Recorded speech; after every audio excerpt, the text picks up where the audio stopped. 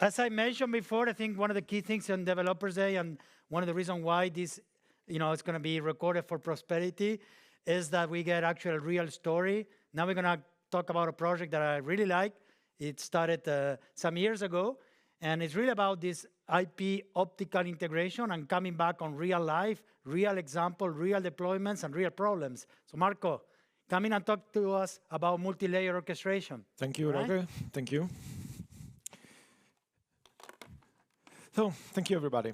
Today, we're going to talk about still another collaboration with Telecom Italia, but in a totally different scenario. As Roger said, we're going to talk about 3 specific use cases in the context of a project named MLO, which stands for Multi Layer Orchestration Project. So, as you can imagine, as Roger mentioned, we're basically building use cases that are integrating information coming from both the IP and optical domains. And we're going to show you how everything can be enhanced by this. I want to set up the expectation for this presentation. The primary goal of this presentation is probably dissemination, meaning that we want to talk about yet another success story coming from this long collaboration we've been having with Telecom Italia for years. But at the same time, I would also like to, let's say, foster, encourage collaborations within CX, because we think that other teams that are about to tackle similar use cases might leverage our experience, because the integration was hard. The project started years ago, as Roger said, and it took us some time, but we still have an happy ending for this story. At the same time, we would like to have a kind of bidirectional relation, because we would like to get feedback, we would like to get new ideas, especially now, because the MLO project is still going on, and we are trying to design new use cases with the customer. Okay, so as I said before, we're going to talk about 3 use cases. First use case is an optical IP link provisioning use case. It means that we, from a single control point, we are going to provision an end-to-end optical link, and we will add that link to an IP bundle, an Ethernet bundle, and configure the IP layer. Use case 2 is a multi-layer network panning use case, leveraging, of course, WAE.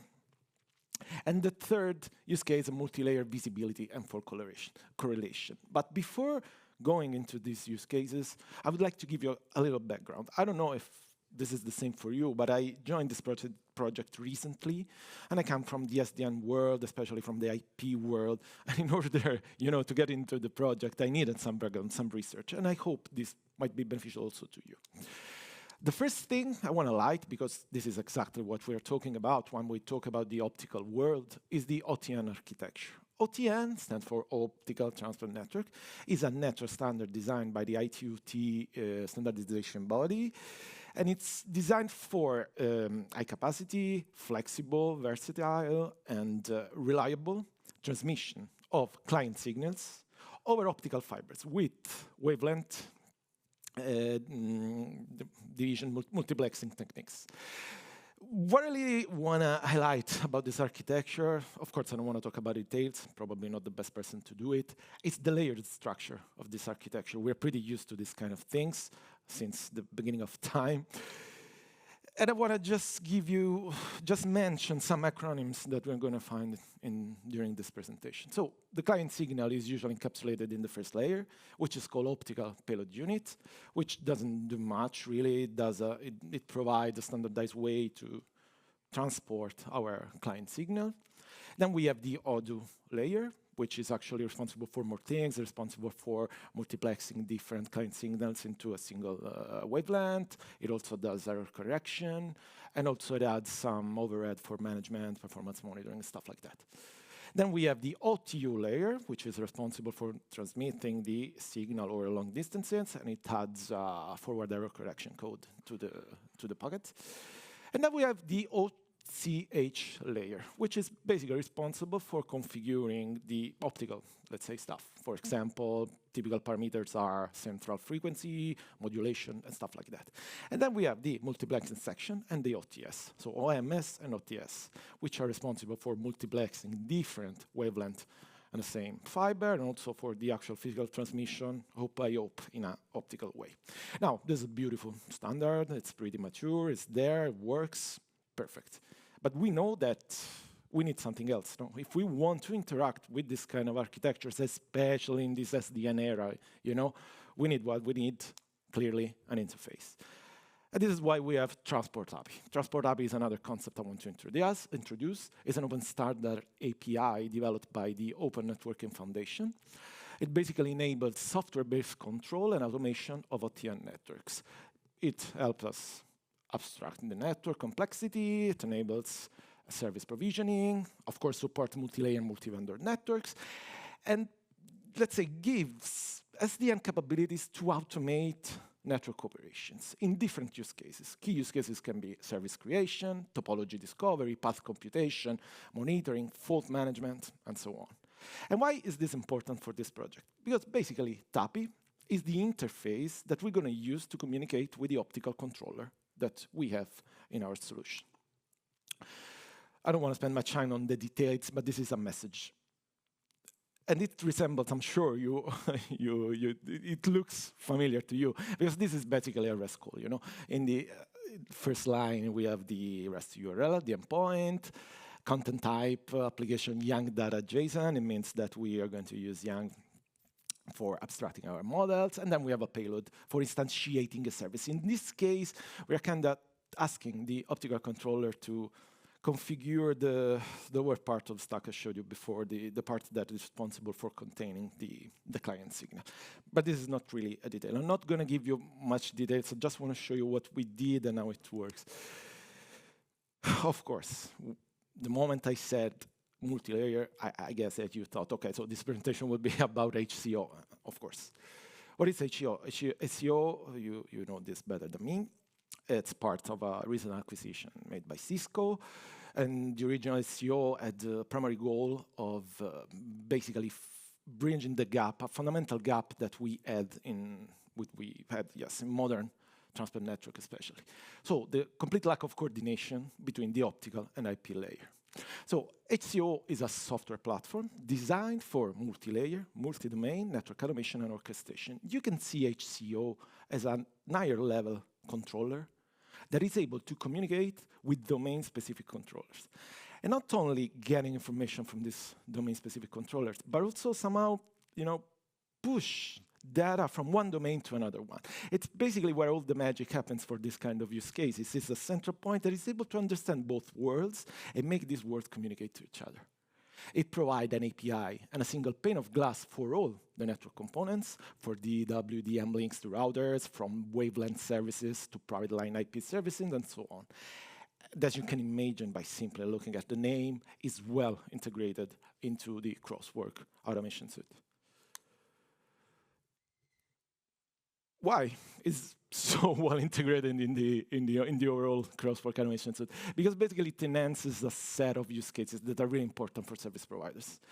I don't want to do a marketing presentation about HCO now, but I want to just make you understand why Telecom Italia was interested in this kind of use cases. Because of course, it can enhance everything we have there. Visibility, for example, of course. If you have a map, and in this map, like the one we saw before for CNC, you can also somehow correlate all the information coming from the optical world to the IP layer. And that helps a lot of things. It helps troubleshooting, it helps planning, and it helps a lot of things from a visual point of view, but also from point of view of orchestration. And also, for example, end-to-end service automation. We have the first use case I'm going to show you. It's exactly about end-to-end service automation. So we will be able, from a single point of control, to instantiate end-to-end everything we have, from the IP layer to the optical layer, for a single control point. Interoperability, of course, I don't even want to talk about. Traffic engineer is another point. When I told you before, it's not just that HCO is able to read data from different domains. Might also be used to push data from the optical, for example, into the IP domain. And so we might be able to provision traffic engineer policies that are really aware of what's happening in the optical world. Resilience, of course, is improved. The network assessment and planning also. We have a use case also about that. And for all the reasons that I just said, team was pretty interested in going with a POC, showcasing the first use case I talked about. Particularly, the initial objective of team was to simplify and automate this end-to-end optical link creation I just mentioned. We have to say that Team was a good partner for this kind of use cases, because in Team, the automation journey is pretty mature. I don't know if you saw yesterday, the presentation made by Paolo yesterday. Our solutions are deeply integrated in their operation networks. So it was the right time to start looking into this kind of new use cases. But then we started with a POC. The POC went well, and we kind of extended the original scope of the project. And they were also interested in enhancing root cause analysis and network planning.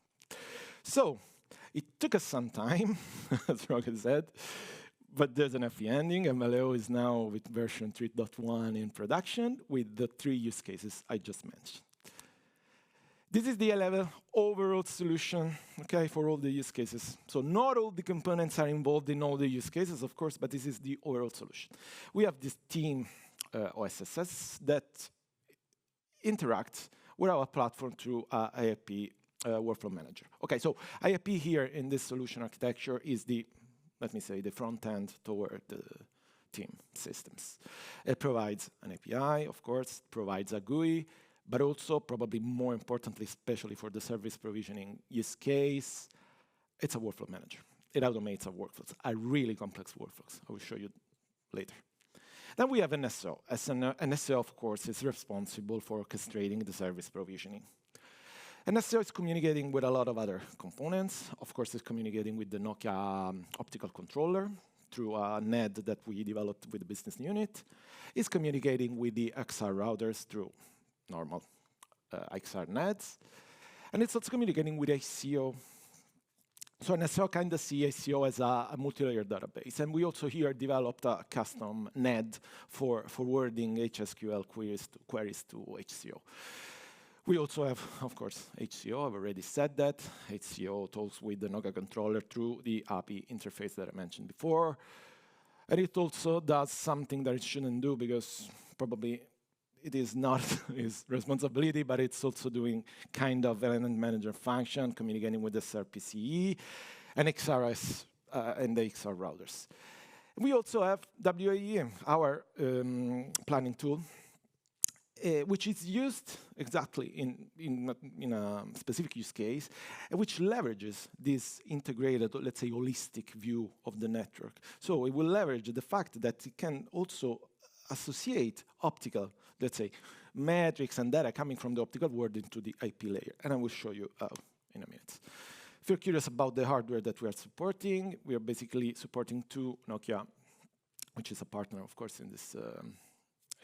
Yes, it's a partner of Telecom, not ours. 2 digital optical line cards, the D5X500, which has 2 network-to-network interfaces, a 5 user-to-network interface. We can instantiate 2 OCH. On each OCH, we can map to ODUs. We also have another Nokia line card, which is the S4X400H. Some details, we don't care. What I really want to say here is something that was probably our first problem. When we were done integrating the first line card, then we have problem integrating the second one, because that's what I want to say. There are some details that you need to take care during requirement analysis time. Don't do it when you go in pre-production, because there's a real problem. Because yes, they're standardizing. Okay, probably it was 4 years ago, if I remember correctly. Now interoperability works better. Not sure about it. But don't underestimate this integration requirement analysis when you have time to do it, because we found out that some internal let's say OTN hierarchies and internal processes were a little bit different even within the same vendor landscape. This is a more complex work compared to what I am used to, and I just want to warn you about that. And of course, we have our Cisco line card, which is our XR router, let's say. So let's talk about the first use case. With words, it's really easy. The idea is that we have an optical link, and this link is, let's say, connected to a bundle. So from the IP world, we use the link through a bundle. Let's say that we want more bandwidth, and we want to add a new optical link and bundle this link in the same virtual interface that the one before. Pretty easy. Not really. And in fact, this operation at Telecom Italia was really poorly automated. I just want to tell you one number. End-to-end service delivery time was in the order of weeks. So from the service order, let's say, to the actual post checks and the actual completion of the service, really 2-3 weeks were needed. So you can understand, it cannot be just a technology problem, of course, 3 weeks. It's also an operational project. But this is a complex use case. And one complication is that these two domains are really kind of two independent silos, you know. The two operation teams that are working on these two domains are not really cooperating with each other. I mean, they're two totally separate and independent teams. And this complicates a lot. Anyway, as I just said, for this use case, the goal was to automate everything in a multi-layer, multi-domain, integrated, end-to-end automatic fashion from a single point of control. And what does it mean to provision an optical circuit? Actually, an end-to-end circuit. Okay, this is the topology, reference topology. We have the two IP routers. These two routers are connected to the first optical exchange point you see in the diagram. These are the Nokia line cards I showed you before, with an optical link, of course. In the middle of the path, we might have other segments that we want to traverse. This can be controlled by specifying some path constraints when we request the creation of a service. Basically, if you want to create this link, you interact with the controller 2 times. First call is sent to the controller in order to create an OCH and an audio for line. If you remember the acronyms I told you before, is the, let's say, higher part, the optical part with the frequency and the modulation and stuff like that. Once that layer is ready, we can create the client service, or I mean all the things that are required by the controller to map the Ethernet signal, because in this case we're talking about Ethernet, of course, into the container that it is in turn transported by the OCH layer. This is kind of a mess, but this is how a service order looks like a team. They don't have X, Z, and Ys. Of course, they ask me to obscure something, but this is exactly our starting point. This is a service order. We have all the information required to set up all the layers. Not even all the information, actually. We need something that is not in this order, and HCO will help us construct this payload. So what you see here, a little bit obscured, is the input of our workflow manager. It's what we give to the workflow manager in order to create the circuit. Let me give you a few overview, let's say. So, of course, we said NSO is probably the principal actor in this use case. NSO is responsible for provisioning the service in an end-to-end fashion. It is basically, it's running a service package, which is a stacked service. The umbrella service is called ML umbrella NG. And it kind of abstract the end-to-end service provisioning. It implements a multi-stage provisioning logic. It means that it's based on nano services, of course. And it also exposes some auxiliary actions to the IP workflow manager in order to do other things, and also some data store that helps everything.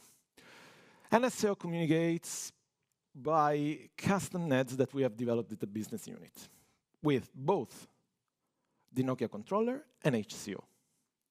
And of course, as usual, this is a built-in function, and NSO also exposes APIs toward our IP workflow for, of course, provision the service, invocate some actions, and so on. And this is how the big pictures looks like. We have an HCO NED for communicating with HCO. We have what we called ONF NED, which basically implements the TAPI specification for communicating with the Nokia optical controller, which of course is responsible for controlling the optical network. We have XR NEDs. Fortunately, we didn't do anything with the XR NED. They were perfect without doing anything.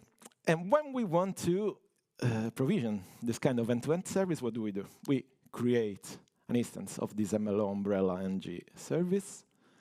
And in turn, we trigger the execution of different nanoplan components. We first start with the green part of the diagram. I don't know if you remember, it's when we created the ODU line and OCH part of the stack. When this is ready, we trigger the execution of a new nanoplan component responsible for setting up the DSR part. And when we are ready, from an optical point of view, we are able to configure the bundle and to do some post checks. And this is why NSO is there. You can understand why it's the principal actor is orchestrating everything from a single point of control, exactly what we wanted to do. But NSO by itself wouldn't be enough. That's a problem. HCO is also very useful in this use case. In this use case, HCO can be seen as a multi-layer database containing informations that are required by NSO in order to provision the service. And in particular, NSO interacts with this multi-layer database through SHQL queries, which is a feature of HCO. It's basically a query languages that is optimized to perform multi-layer queries inside the HCO database. Why do we use this engine? Because basically we need to do OMS, OMT path discovery. I told you we might have path constraints when we get the service order, so we need to understand what optical exchange point we need to traverse. It helps us a lot in translating the Telecom Italia internal format into something that is understandable by the Nokia controller. It does other things like the OCH frequency check. This is another important aspect. Again, this is a built-in feature. Let me say, it's where all the magic happens, meaning that crosslink are logical adjacencies that make possible to correlate the IP part of the stack of this service to the optical part. There are two ways to establish this crosslink. If the operator enables LLDP, this is automatic, but this is another problem. You wouldn't believe it. At the beginning, they didn't enable LLDP, and we had to provision these crosslinks manually. But now they enabled it, and everything is more easy. It's easier. And then, of course, we use HCO for multi-layer visualization. So once we have created the service, we want to visualize it on the map. And as you can see, we have all the stacks there. But I have a video for this, so I wouldn't waste time. Yep, IFP, sorry, my Italian accent. IFP is used, sure, a GUI. This is how the operator interacts with the solution. A REST API for integration with other external services. And that's the most important thing. The execution of a really complex workflow, which is impossible to explain like this. So I have simplified in different stages. I just want to give you an idea of what are the actors interacting in this use case. So the user placed the order, the service provisioning workflow is kicked in. We perform a bunch of pre-checks. We basically get to the point in which we are able to build the NSO service payload. It's very complicated, this part, but we don't care about the details, and we are interacting with all the components in the picture, NSO, HCO, and the optical controller, and the network, IP network. Of course, we never interact directly with the optical network because we have a controller, and we don't have an IP controller now. Once the service payload is ready, we can actually provision the service. Well, we can invoke NSO, and we can start the nano plan I showed you before. Then we're actually asking the operator to do some manual interaction because they requested that. They have to check something. It wouldn't be really mandatory, but they asked for that. One, the operator clicks the button. We do some post checks. As soon as the post checks for the optical part are ready, we trigger the last state transition inside the nano service. And we basically configure the bundle and do some post-checks on the bundle. OK, this use case was complicated, really complicated. It took years. It took years from bringing the POC to a production-ready solution for different reasons. And this is where we can help other teams trying to avoid the same, let me say, I don't know, even if mistakes probably, I don't know, let's say mistakes. So first of all, it's really complex to integrate into the internal processing inventory models. OK, this is always true, of course. If you have other systems, let's say, it's true. But in this domain, it's even more complicated. But even from an operational point of view, usually these teams are not so used to automation. I heard yesterday a presentation. They say, at the beginning, we have a problem because operation wouldn't want to use automation. OK, here is even worse, because kind of techniques are newer in this domain. Second point. OK, when we started, we had a pre-standard API version of the interface. OK, of course, as soon as they updated, we had to rework a lot. But what we actually found out is that even with the standard version, there are still some details that are proprietary, let's say. No proprietary, but they're vendor-specific. So interoperability is not always easy in this domain, especially if you want to do complex things. And this meant that we had to work a lot on the the HCO adapter for communicating with the optical controller.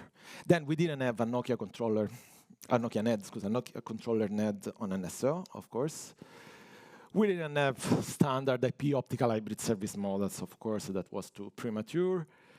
The OTN internals also has some customization, and as I told you before, even within the same vendor landscape, we have differences but when we wanted to integrate the two line cards, and it took a lot of time. So really, I cannot say really much now. I'm glad to take questions, but if you really have questions about this, please just contact me, probably offline. It's better because we can help you in this. Let's talk about the second use case.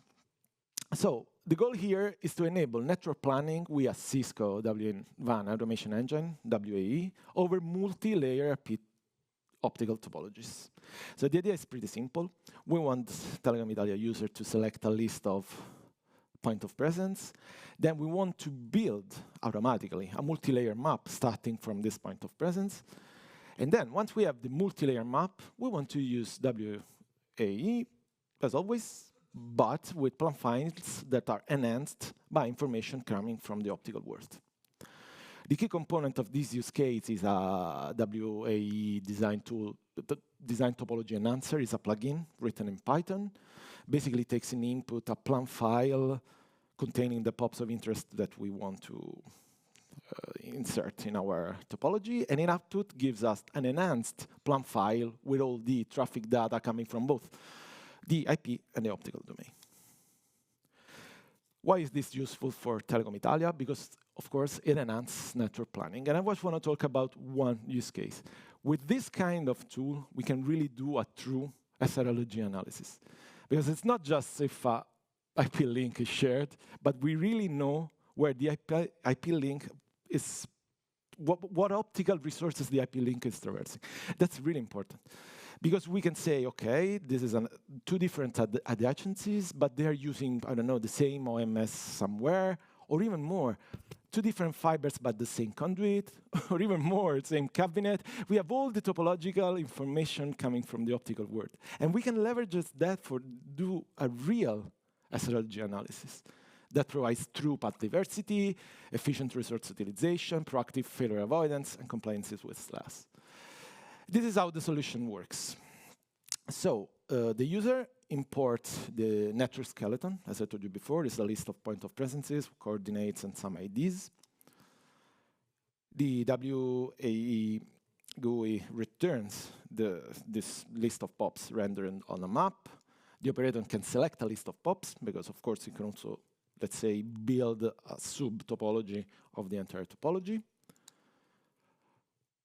The operator selects the plugin through the WAE menu and invokes a primitive exported by this topology enhancer that we have developed to build this multi-layer topology. The plugin then communicates with HCO and gets multi-layer topology and traffic data. Data is returned, and the plugin generates an enhanced WAE plan file. And in the end, what we have is a real multi-layer map, multi-layer topology, on which we can do everything we want to do with VA. Failure impact, traffic demand, what I said before, simulation, and stuff like that. And now we have the last use case. Multi-layer visibility and fault correlation. This is really, let me say, a built-in function of HCO, of course. But this is still cool to show, because it helps a lot of operations. So this is a built-in feature that provides end-to-end visibility and management of traffic path across multiple layers. So if you remember the picture, but I'll show you a video, we have the full stack from the Ethernet to the optical world. Actually, even above Ethernet, from adjacencies and also services. It provides a clear and integrated view of how data flows across different layers, which is really useful for troubleshooting, optimization, service assurance, and stuff like that. Of course, we can do end-to-end path correlation, real-time and historical path mapping, layer-specific and cross-layer insight. So it means that we have all the information of all the layers, but we can also extract layers that are associated to another layer in another domain. So for example, just an example, give me all the optical sections from this IP endpoint to the other IP endpoint. It's automatic there, it's simple. And I'll show you I'll show you later. Traffic flow optimization, service assurance, and dynamic path changes. How it can help operation teams. Let's think about a root cause analysis use case. So let's say that we have a problem on a given, I don't know, for a customer, for a VPN, okay? And of course, what happens? Usually, the case is opened and it's first taken by the IP operation team. So they can understand, okay, so this customer has a problem, there is a bandwidth degradation, it might be, okay, this is this adjacency, there's a problem with this adjacency. Cool. There's nothing wrong. So the configuration is correct. It's not an IP problem. They usually forward the case to the optical operation team.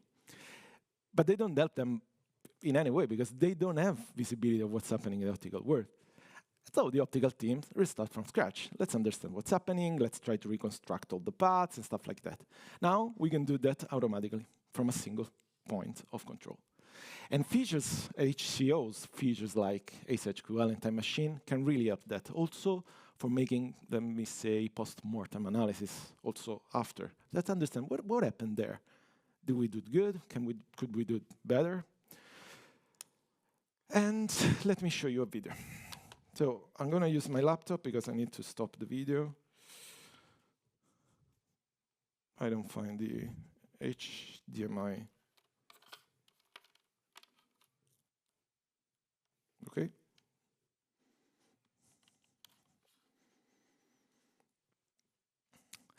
So this is cool because this was taken live.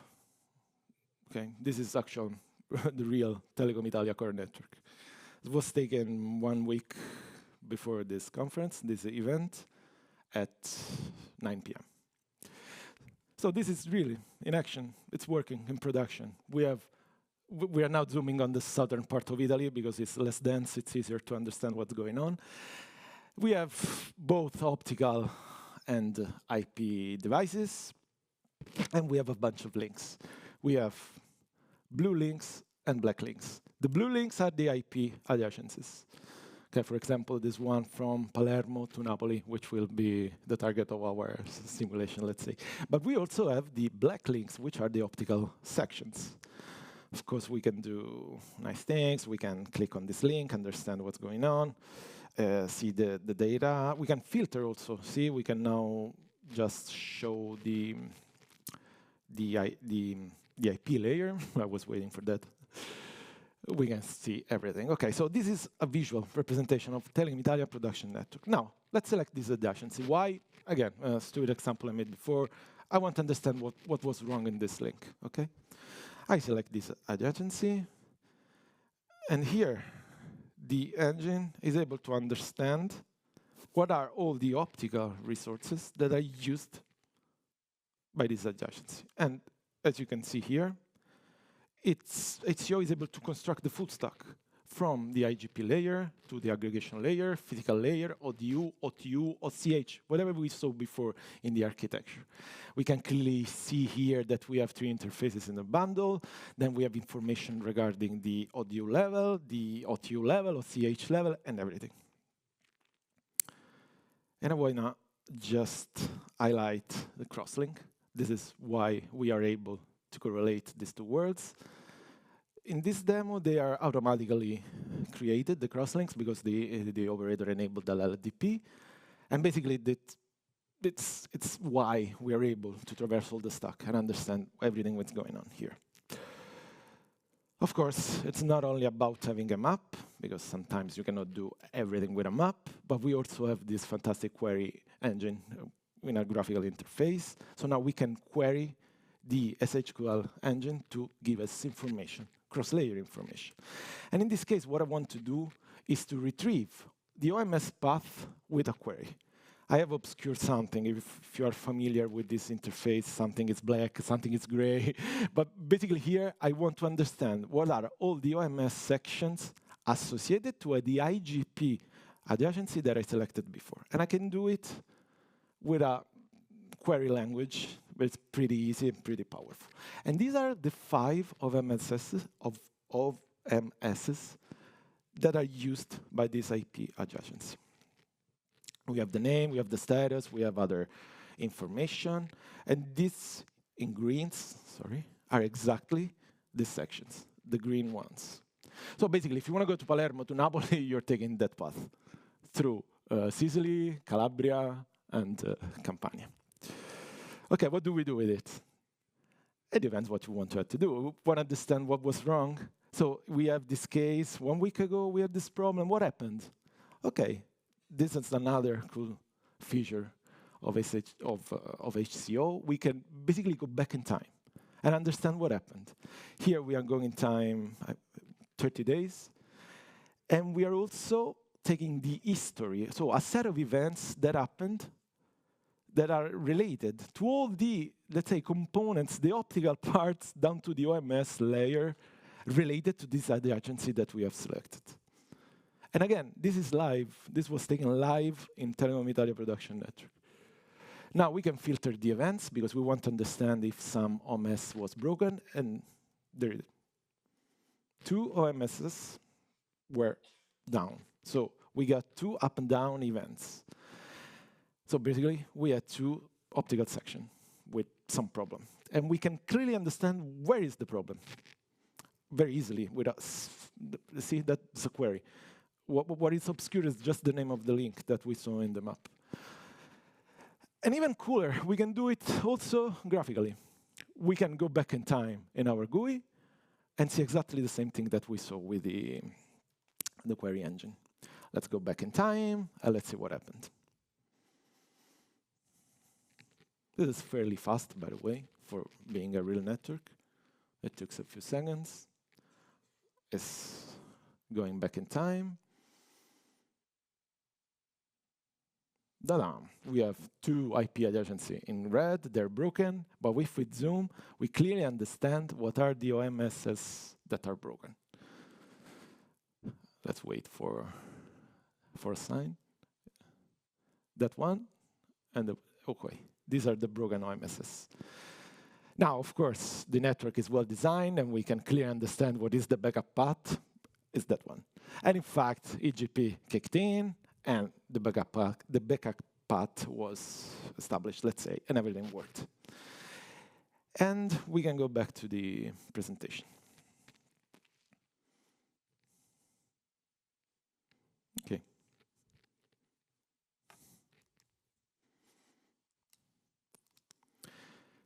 So, multi-layer, multi-vendor controllers can significantly enhance automation of end-to-end operations. We made this project with Telecom Italia. Telecom was really interested in exploring this kind of technology. We developed 3 use cases. They are now in production. We kind of want to leave you a message. A key message here is that don't underestimate pre-delivery integration requirement analysis, because this is key to success. Probably we failed somehow in this. But even more importantly, MLO is an ongoing project. So we're really looking for collaborating with you, because we want new ideas. We want to try to develop good things with you. And really, this is a call for collaboration also. And I'll leave here a few contacts if you want to contact us. Thank you very much. Wow, fantastic, fantastic. And thank you for bringing real examples. Thank you for bringing us real ways that we can help. That's great. I think we have some questions, and not a lot of time, so let's go directly to it. So the first question is, how much time does it take to complete the cross-link mapping for all the, well, I would say all the connections, correct, in the network? Yeah, that's a very specific question.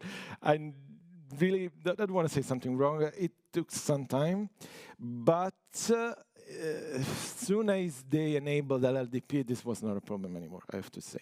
But I don't have the exact number. I guess also that depends on the technologies, because sometimes 100 gig when you have LDP, LLDP is not the same that color interfaces, etc. Correct? Yeah. There's a little bit of that needs to be. Yeah, that's true. specific cross-link technology.